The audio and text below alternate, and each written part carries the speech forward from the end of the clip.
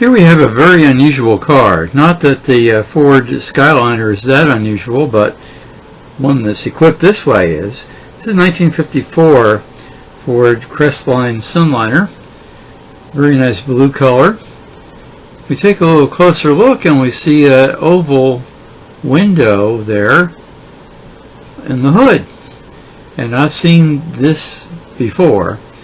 And the owner tells me that there were 400 of these cars shipped by the factory to dealers, to the biggest dealers, for display with the introduction of their new Y-block overhead valve 239 cubic inch V8, which had 130 horsepower. Now, I think they did this because people may have been concerned with the demise of the flathead. How would this overhead valve engine work, and what would it look like? So now you'll notice those air horns there in the back, and guess what?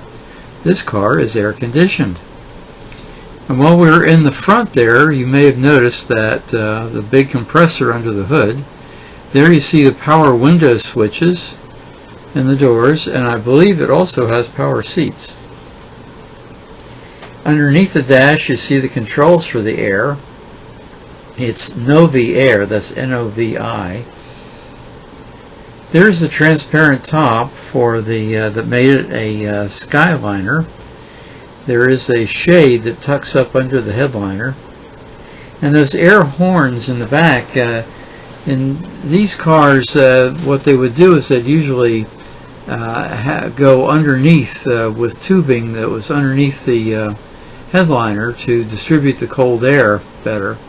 But as you see, this is only like half a top, so there was no point in doing that. Now the evaporator was in the trunk. This has a Continental spare, very interesting. It was originally an Arizona car, so whoever ordered it was definitely didn't want to be hot, so and he didn't care how much he spent. I'd love to know how much this car cost. I bet even in those terms it was close to $3,500 even back in 1954. It's really loaded. And the car has 4-automatic too, and some extra gauges.